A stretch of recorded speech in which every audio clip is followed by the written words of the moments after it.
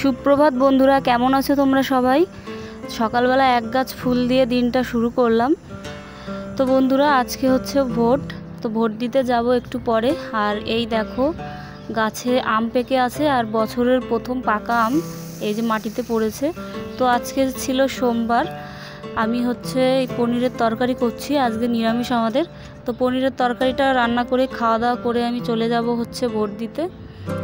আর সকালবেলা প্রতিদিন কিটুকে খেতে দেওয়া হয়, তো সোমবারের দিন আগের দিন মাছ রেখে দেওয়া হয়, সেই মাছ দিয়েই ওকে ভাত দেওয়া হয়। আর এই যে হচ্ছে কিটির বান্ধবী, ওর অনেকগুলো বান্ধবী আছে, আগের দিন তোমাদের একটা দেখিয়েছিলাম।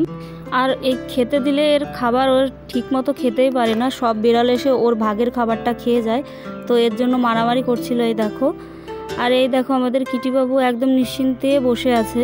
ও দিনের বেলায় প্রায় বেশি সময় এইভাবেই শুয়ে থাকে ওইখানটাই।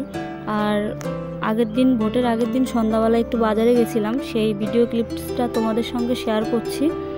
আমাদের এখানে দেখো কি সুন্দর সাজিয়েছে এবছর, এটা এই বছরই সাজানো দেখলাম, তো আগের বছর এরকম হয়নি।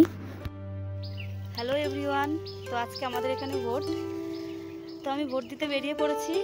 এই যে আমার হাতে ভোটার আইডি কার্ড আর হচ্ছে এই যে ভোটের স্লিপ। তো চলো ভোটটা দিয়ে আসি। তো এইমাত্র ভোট দিয়ে বাইরে চলে আসলাম। এই যে ভোটের কালি, এই যে বগুলা কলেজ। তো চলো বন্ধুরা বাড়িতে যাই। আর মাঠটা দেখো কত সুন্দর।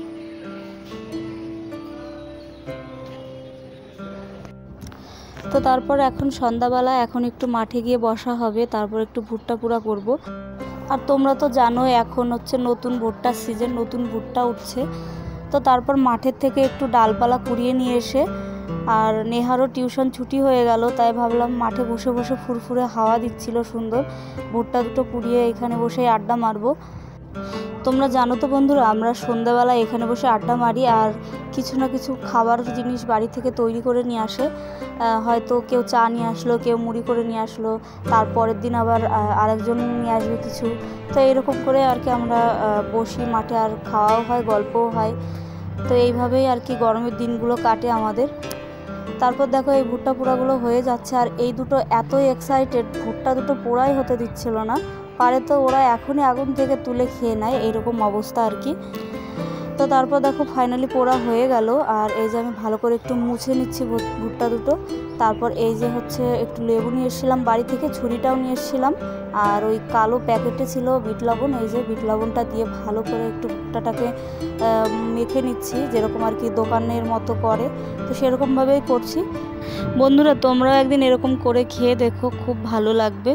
তো যা গরম পড়েছে, সকলে সুস্থ থেকো, বেশি বেশি করে স্যালাইনের জল খেও, শরবত খেও, সকলে ভালো থেকো, আমাকে একটু সাপোর্ট করো।